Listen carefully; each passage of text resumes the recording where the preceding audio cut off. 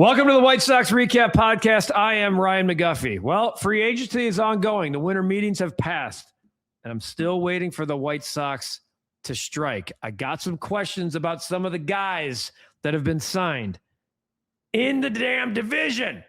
I want to talk about that with Brian Anderson, my guy, BA. And of course, there should be excitement because we have yet to acknowledge it here on the podcast that the White Sox have the number one pick in the 2026 draft. And Rock Chalowski just feels right, sounds right, and the talent looks right. So we'll talk about the excitement of the White Sox getting the number one pick and why I believe it can't be your poster in 2026. Don't just be excited about having the number one pick.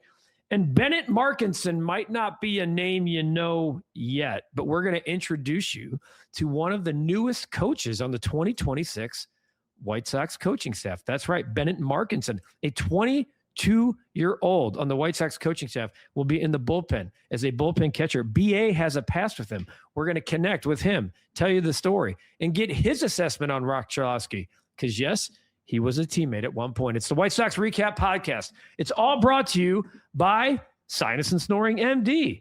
It's not even fall allergy season anymore, folks. It's the winter, the cold season, the seasonal swings.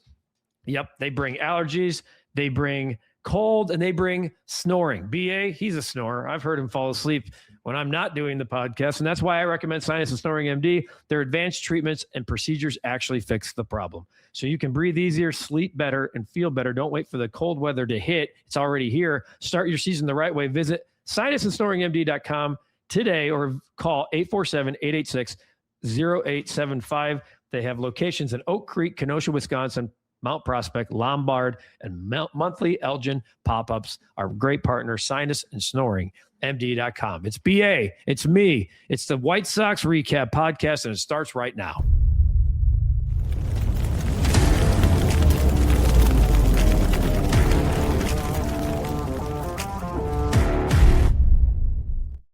Damn, it's good to be back. I like when we're back together again, man. Happy Merry Christmas to you. Yeah, Merry Christmas, buddy. And your beautiful family, your beautiful daughter, for sure. That's right, man. She's my spirit animal since we share a birthday. But it's the White Sox Recap Podcast. There's plenty to discuss, BA. I just teased a bunch there in the open. We're going to hear from Bennett Markinson, Bark, as we like to call him, here on the podcast. And we're going to talk about the White Sox getting the number one pick. I don't want to start there. I want to start with free agency. You're hot right now. You're not very happy about the trajectory of free agency right now. I didn't expect the White Sox to play in the deep end of the pool, and we've talked about that. We've done a whole podcast on that. But tell me why. Well, I don't even, to be honest with you, I didn't even expect them to make any big moves at the winter meetings. But you know where I'm going here. I look at the Detroit Tigers, this year's non-division champion. I forgot about that. They were the wild card. They just signed Kenley Jansen. They announced it yesterday as we taped this. Kenley Jansen and Kyle Finnegan, two guys that I acknowledge as two people I want as possible closers. Not acknowledged. Those are like your two top picks. Well, you know what they signed for? Kenley Jansen has a one-year deal for $11 million. It's really 1 for 9 with a $2 million buyout because they have a club option for 2027. So let's call it 1 for 11.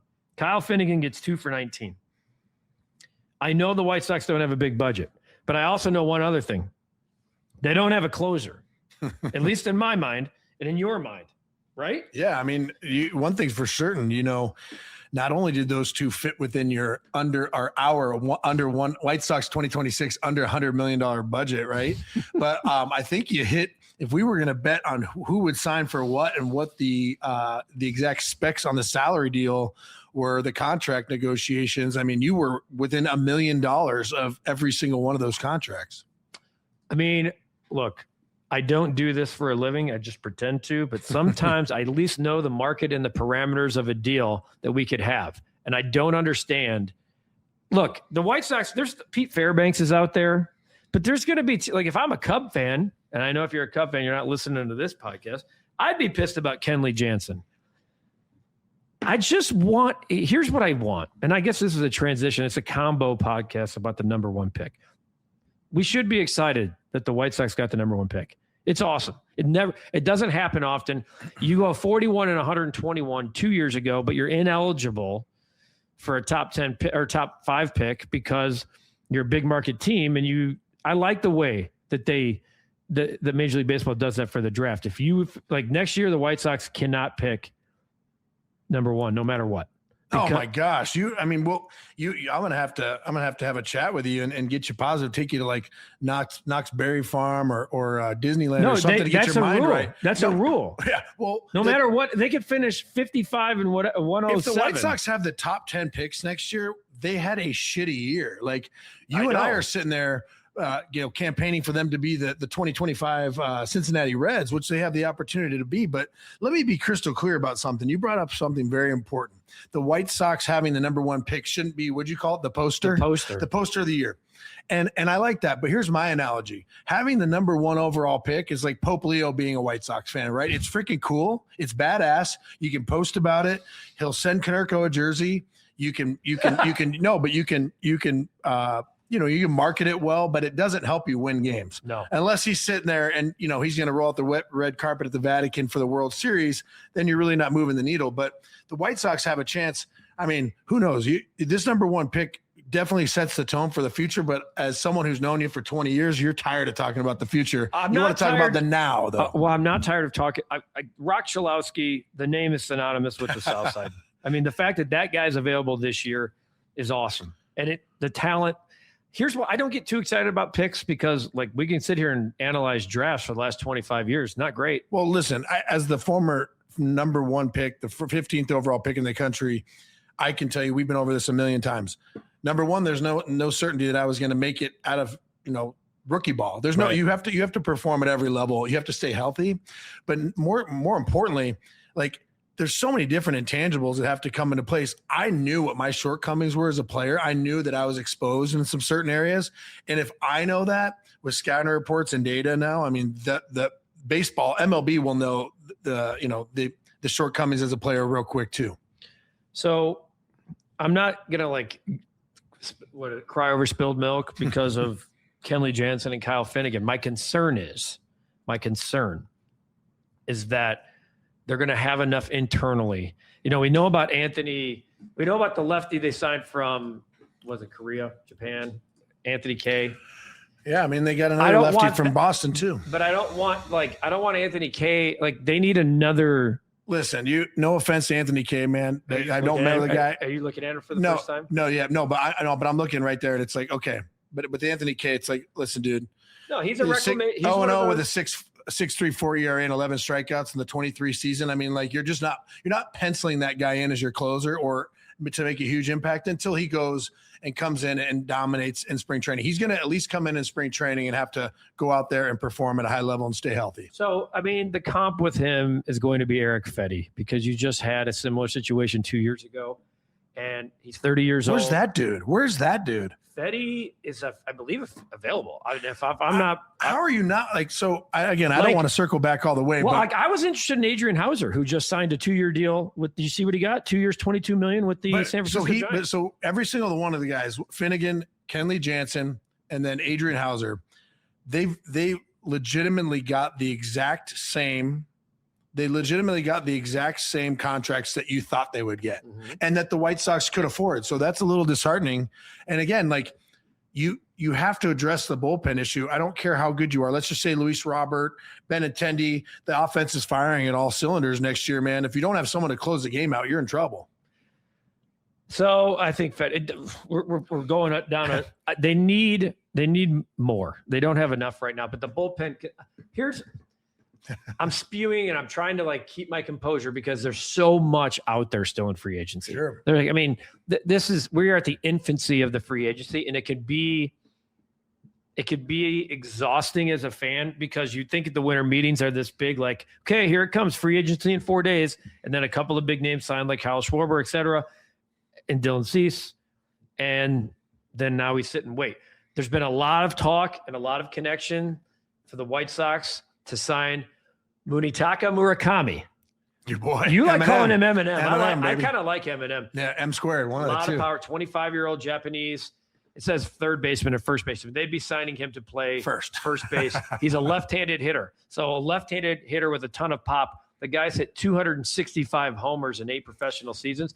He had a 36 home run season, a 39 home run season, a 56 home run season, everything I've read about him, he's a 945 career OPS, strikes out a ton. The 180 strikeouts, that concerns me a little bit. Does it? And it does. And I mean, the power and the average we've seen the power translate. needs to translate. They definitely translate. You know, here's what I'll say: like for the first time in 35 years, the White Sox have a first base problem. I'd be intrigued by that.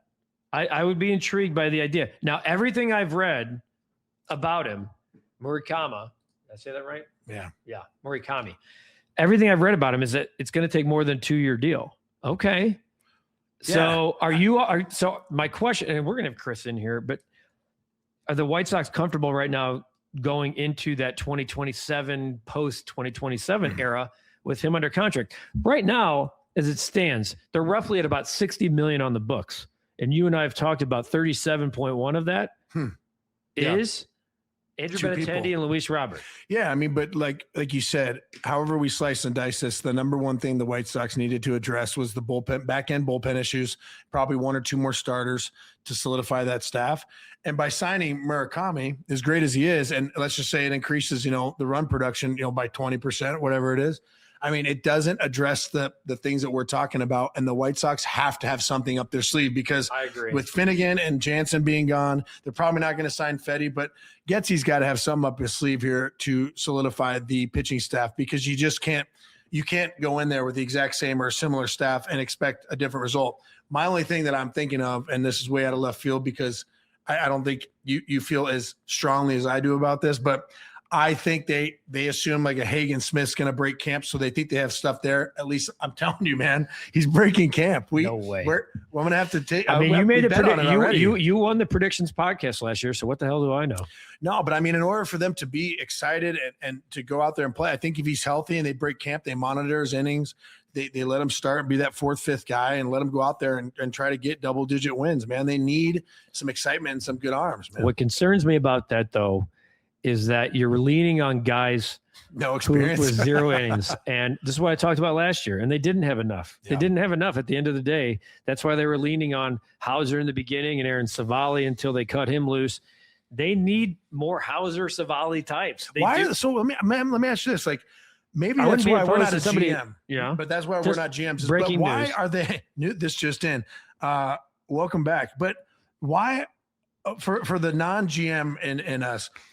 It seems crazy that they wouldn't cut ties with these bigger deals or try to eat some of that and get rid of that. But they're willing to get rid of the Savalis, the Fettys, right? The Adrian Hausers that are cheap. Like, let's be honest, in the Major League Baseball, those guys are bargains. Anything less than $10 million for a good arm is a bargain. Which is why Kenley Jansen is now a Detroit Tiger. That kills you. In division, too. It's going to hurt more when he's shoving against us with 1-run games. That you can't be, what were they, 16 and 35 in 1-run games. All I'm looking for is to work yourself back. Help out your manager. Now, to credit the front office here, not that right now I'm handing out awards to things that have not been yet said, but you just said something and I truly believe it. I do think there's something up the White Sox sleeve. I do think Chris gets. I think I believe this. Hear me out here. I think he'd like to get that $20 million off the books. Now, it's going to require, depending on what you read, the White Sox to eat some of that salary. It's not Jerry's favorite thing to do is eat money. It's not. It's his least favorite. But let's say you can clear 10 million of that off. Okay. You have to pay 10, eat 10, or pay 10 and somebody, you're getting a better return when you pay the money down. We know that. But it's more about the picture, what that looks like. You got the kid in the trade with Tampa Bay to possibly be a center fielder. Does that free up more money for a bigger net? I don't know. Like, I don't think the White Sox are making any big splash. Murakami would be probably a splash. Yeah. That's it. But everything I read, it's not a 2-year deal. Let me tell you, just as a basic benchmark from being a former player, I don't care what the White Sox do, whether they keep Luis Robert or not. But one thing they're certainly not going to do is package him with something and then just have a question mark in center field. You have to have at center field, up the middle, and the catching position, you have to have certainty there. You got to have, and one thing I provided, I mean, I know I struggled offensively, but one thing at Ozzie that saved me is as Ozzie used to, put me in there, rely on me so much, is because defensively he knew that it was going to be locked down out there, command the outfield. You don't have to worry about that. And at the major league level, you can't have an inexperienced center fielder making mistakes and costing you games. The game's hard enough. So that's fair. And I'm glad you brought that up. I mean, being strong up the middle, like when you, again, I'm bringing up the Cubs here, but when you look at the Cubs last year, their strength was second base, shortstop, and center field. Mm-hmm. And they carried that all the way to, I mean, those are three, you had multiple gold glovers in there, a lot of defensive runs saved. Luis Robert does bring that when healthy. However, you know, and I know, if there's a deal to be made to get Luis Robert off of this team, I think the White Sox not only should explore it, I think they will explore it. I want to get back to the number one pick thing. When I say poster, you know, last week, there should have been all kinds of social content and all kinds of excitement around the number one pick. There should have been, and there should be. But now that dissipates for a while until the draft comes back at the All-Star break.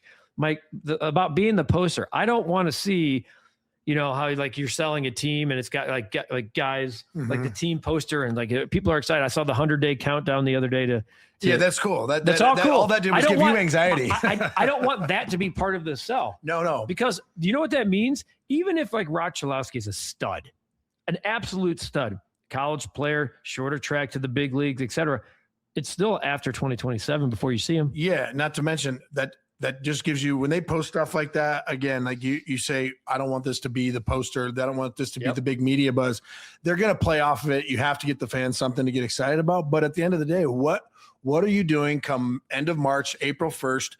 What does the team look like? And drafting Rock first overall, as awesome as it is for the future, like we're trying to figure out, again, the goal, we made a goal, personal goal for the White Sox to be the 2025 Reds. Yep. In order to do that, they need two more arms in the pen. They need a starting pitcher and they need one more bat.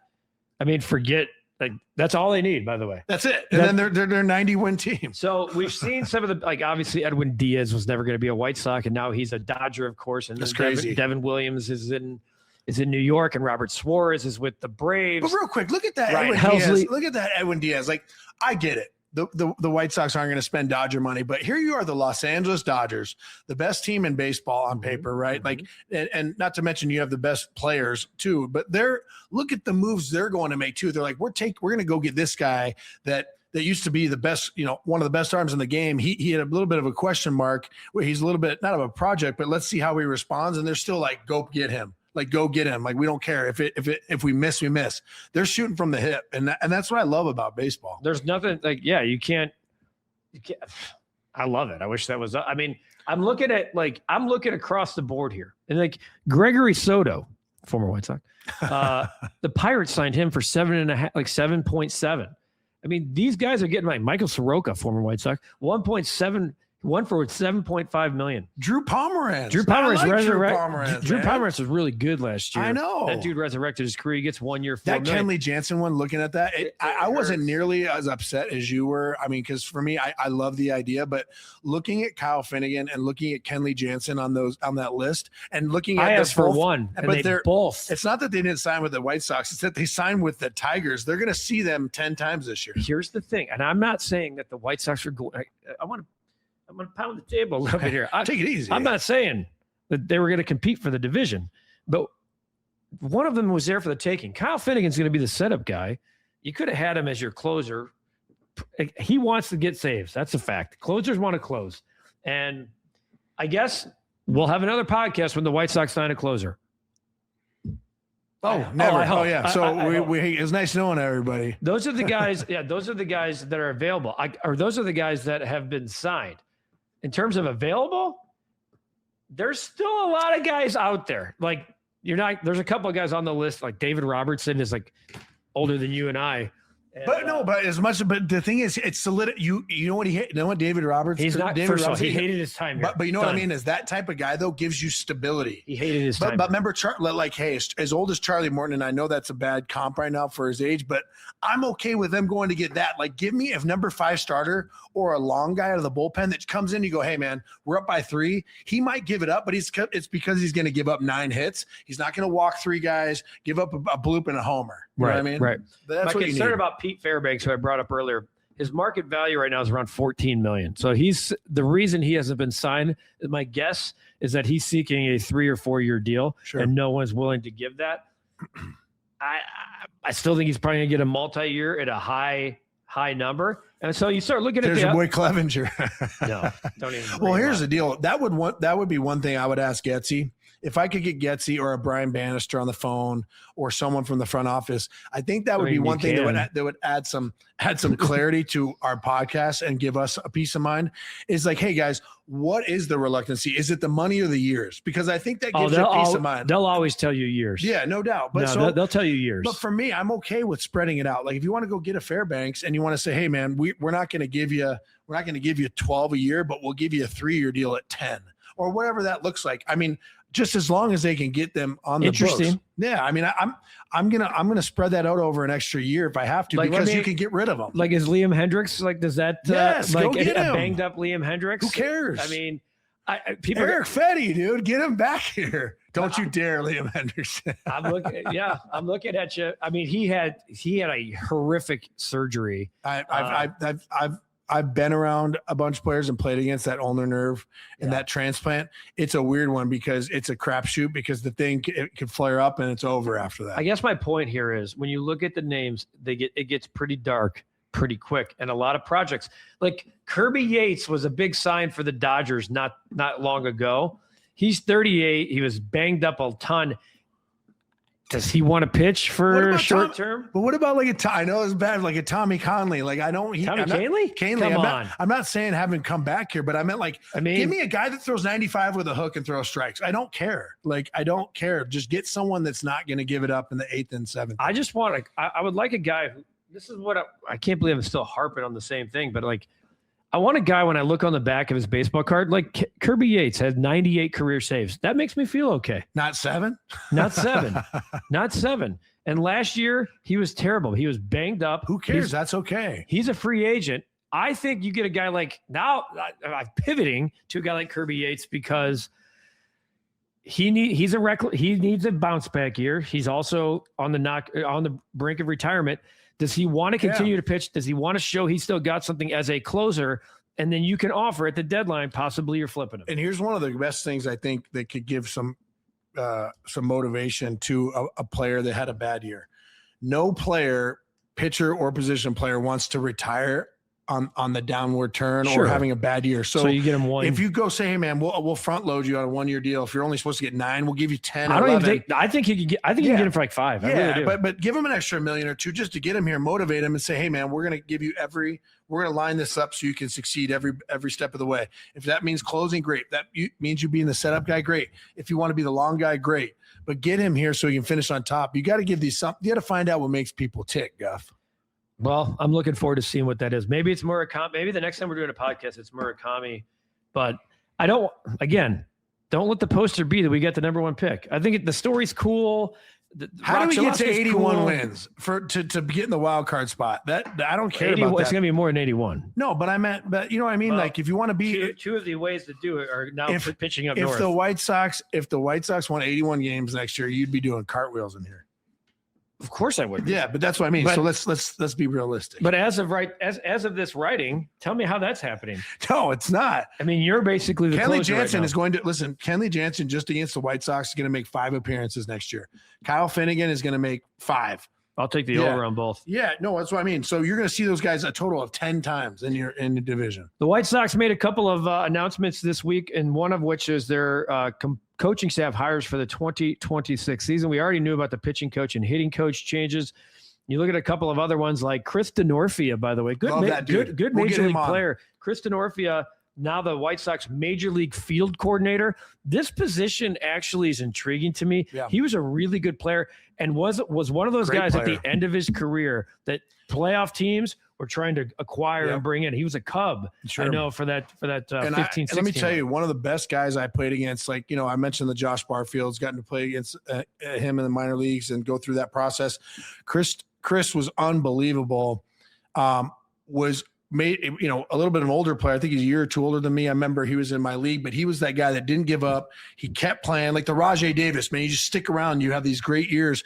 Not to mention, for whatever reason, I don't know why I remember this. I remember we're being on the All-Star team in single A, and I look down. And I think Chris has a size 15 shoe. It's like watching him run. It's hilarious because he's 6'1", but he's running around with these massive shoes and he's fast. So go figure. The White Sox also, this comes from James Fegan. I saw this last night, closing in on the hire of former Rays assistant GM Carlos Rodriguez. If you read more about this, it sounds like it'll be an assistant GM type role here, which they already, of course, have Barfield. Chris continues to bring in more staff. I've heard this. That he's been over budget for years on bringing over budget in terms of staff. Mm-hmm. And I will say this, for all the stuff Jerry gets, good for Jerry for listening to Chris Getz saying, we need to expand our staff more. We need to expand our baseball knowledge more. He's gone out and he continues to pluck from other organizations. Yeah, but real quick, is he batting fifth for us next year or playing or the closing? Here's what I like about him. He's supposed to hold the title of assistant GM for the White Sox, right now held by Josh Barfield and Jin Wong, both who've had this position with the Diamondbacks and the Royals. But I like the idea. He was 15 years in the Rays organization. Comes from a pretty good place. I remember him. Yeah. Now, I don't like that the White Sox want to be more Rays-like in some ways because it means you're trying to do more with less in terms of spending. But they're doing more, and they added a kid that you know really well. A 22, right. And people are going, oh, bullpen catcher. That's part of the coaching staff. Contreras. He's a big part of. Look at he's on the list here. Okay. Here's our guy. He's on the poster too. They posted on Twitter, on X. I was like, damn, dude. Bennett Markinson was one of your former, it wasn't a teammate. You actually coached this guy at Northwestern. I just coached him a year ago. I mean, he was always a really good bat to ball player. Had some question marks behind home plate, and he worked his tail off, ended up going to the Cape, but came back, was our best hitter in 2024, I believe. 2023 and 2024, average-wise, was just an amazing leader, but worked his tail off behind the plate. Ended up being one of the best catchers in the Big Ten, if not the best catcher as far as metrics are concerned. Runs saved, throwing guys out percentage-wise, and just unbelievable leader and calling a game. He commanded the pitching staff great, and he's just – I'm so excited that he's on that staff. I read that yesterday, and I immediately called him. He called me right back. I'm like, you little shit, dude. How do you not tell me this? So, yeah, why not get him on the podcast? Really good thoughts. He was a teammate in the Cape of Rock Chalowski, too. Oh, yeah. So he's got thoughts on the possibility of him being the number one pick. Bennett Markinson, new bullpen coach of the Chicago White Sox. He sat down with these two on this edition of the White Sox podcast. Here's that interview. All right. Hey, BA, it's time to welcome in. This is a multi-layered resume now because he's one of your former guys, but he's also recently been named to the Chicago White Sox coaching staff. A bullpen catcher, Bennett Markinson, joins the White Sox Recap Podcast. Bennett, 22 years old, and you're on a press release that says the White Sox announced coaching staff for 2026, and your name is on it. What does that mean to you? Yeah, it's surreal. I'm still pinching myself. I can't believe it. I'm grateful to the White Sox for the opportunity for sure. I'm excited. I can't wait to get out there. I can't wait to get started and get going. Yeah, Bark, like you beat me to the major leagues as a coach. So I'm a little salty at you, but man, I'm so incredibly proud of you. Kind of walk me through the process. You had mentioned yesterday when we were on the phone that BG kind of brought it up to you. That's Ben Greenspan, the head baseball coach over at Northwestern. But how did you learn about this opportunity? Yeah, BG brought it to me. He knew that I was always interested in working in baseball when my playing days were done, and knew I wanted to be in the game. And he called me one day, he talked to me and just said, hey, I have this opportunity. I think you'd be a perfect guy for it. You have any interest? And I was like, absolutely, without a doubt. So I got connected with Walker, bench coach of the White Sox, and kind of went from there. But again, just was grateful that my name got passed along and that I ended up landing in the position. You got to give us a little background here because it's like no one knows the connection between you and Bart. So let's give it to everybody who's listening. Well, Bart, do you want to tell him or should I? I don't know. It's probably, I know what my journey looked like, but I kind of got tossed in Bart's lap and I'm like, you better like me, buddy, because I ain't going anywhere. Yeah, you were always a better storyteller than me. I could listen to your stories for days on time. Yeah, but so I came to Chicago and I took over as the recruiting coordinator for Northwestern with all the crazy stuff that was going on with the coaching change. Didn't hear anything about it. Yeah, right. It was only on the the radio for, and TV every day for 2 months. But yeah, so I kind of got tossed in there, immediately connected with a bunch of these kids. Bark being one of my favorites. I can't say my favorite Bark. I'll get crushed by Omac and and Rosner. Well, I'll get pinged by all those guys, but he was incredible, one of the team leaders, and I just gravitated towards him and just developed a really close relationship with him, his family, just a stand-up kid. And one thing that people may not know about Bark when I coached him at Northwestern is when I first met him, he's like, I want to catch. I can catch. But we had him DHing, catching, playing a little first base. He worked his tail off, leaned out, got strong, and then came back and was by far our best hitter when I was there my last year, and I believe 2024. So to watch him go from, hey, dude, you're our second or third catcher, to you're going to be probably on paper, Bark, the best catcher defensively in the Big Ten, if not top 10 in the country. I mean, he was throwing guys out, and our biggest worry with him was, hey, does he have the arm strength to consistently throw out those high-level runners? And he was just popping them off that they stopped stealing. So you showed them. Well, I appreciate that, BA. Yeah, BA came halfway through my sophomore year, and it was awesome. Just the perspective, the stories, the ability to connect with all of us. And I'm so grateful that I got a chance to play with him for 2 years, and he helped me a ton on my baseball journey. So appreciate all the kind words, and, really excited to have this relationship with you for sure. So you look at the White Sox, it's a pretty young team. How much do you know about their pitching staff? Obviously we're in the middle of free agency and stuff, but there was a lot of feel-good moments in the second half with the White Sox. Him and I have talked about this, and we have been on this episode of the podcast, but there's a lot of young, intriguing arms already at the major league level. You're going to have some guys like Noah Schultz and Hagen Smith be right behind them and probably be in Chicago at some point this year. And you're going to play a role in all of it, the pitching plan, bullpens, side sessions, etc.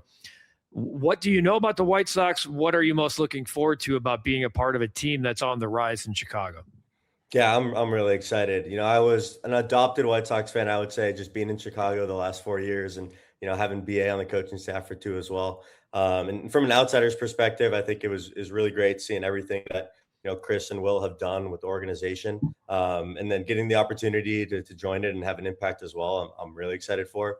It's similar almost in a way. I know at Northwestern, it's completely different at the college level, but we were part of kind of turning that culture around as well. And there's an organization, or in that case, a collegiate team that had struggled. And I think the proudest thing I am of my time there was that I was a part of the turnaround. And Coach Greenspan and BA, when he was there did such a good job and helping turn the program around. And that's probably what I'm most proud about. So being able to, be in a similar situation now at the big league level, obviously, but being able to help out in any way I can.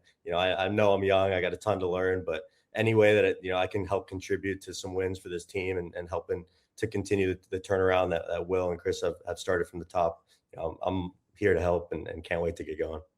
Hey, Bark, so I got a question for you. I'll put you on the spot a little bit. What pitcher are you most excited to catch in a bullpen, and why? And my follow-up question is rhetorical. You better have a thumb guard, dude, because Hagen Smith and Noah Schultz have some back foot sliders, brother. And if you're just not on your best that day, I'd rather you have a sore thumb than a broken thumb. I got a thumb guard this summer when I got to the Phillies org, so that is still with me, and I know I will need that. So there's so many guys. I would say, like, being able to catch guys like Grant Taylor and the disgusting fastball that he has, and we just took someone in the Rule 5 draft, Alexander Alberto, with I think he has a 102-mile-an-hour cut fastball. So I think it's a mix. It's excitement to see that pitch and be like, wow, this is what it looks like at the highest level and the best stuff there possibly is. And then it'll probably be a little bit of an adjustment to what I was kind of used to catching. But like I said from the jump, I'm just excited to be there and grateful again for the opportunity to catch these guys and help out and help them get better in any way I can. Yeah, last one I have for you. There's a lot of excitement about the White Sox landing the number 1 pick last week in the MLB draft in 2026. And there's a lot of buzz about Rock Chalowski. If you tell me there's ever been a name that's been more suited, when we've talked about it on this edition of the podcast, that's been more suited for the South Side, it's this. Now, I'm not a big MLB. I don't get too excited about the Major League Baseball draft because it's the biggest crapshoot. But you get a number 1 pick, and everything you read about this guy, best shortstop prospect in 20 years, 25 years, etc. You had a chance to play with him in the Cape. Obviously, you know the talent level. You're a Division I baseball player. What If the White Sox were to take him at number one, let's not assume, but it feels like that's the momentum. What kind of intangibles and what kind of player is a guy like Rock Chalowski from what you've seen?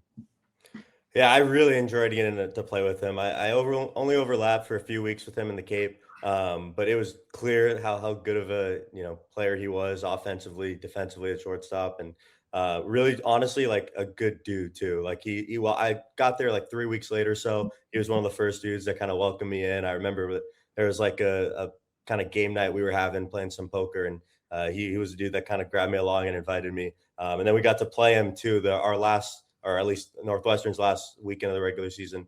We went to UCLA last year, and he had a few home runs against us. So it was good seeing him and catching up. He's an incredible player. I know. I'm excited to follow him this junior year and see what he can accomplish as well. Well, listen, Bark, I appreciate taking the time, buddy. And from my mouth to your ears and your family, man, I'm really proud of you. It only took me about a year and some change to get to the big leagues. It took you like a day. So I'm proud of you, buddy. You should be proud, and congrats to you and your family. Absolutely. Yeah, thank you, BA. Thanks for having me on again, guys, and excited to get going and can't wait to be a part of the Sox. Wow, really good stuff there. No wonder why he's so likable. And you could tell he's just one of the – what do they say about catchers in terms of long-term future? I mean, they're not good, but I'll tell you this much. That kid, big league manager. Oh, well, big league manager. Catchers, you, big league manager. Bark is a former engineer major, data science minor.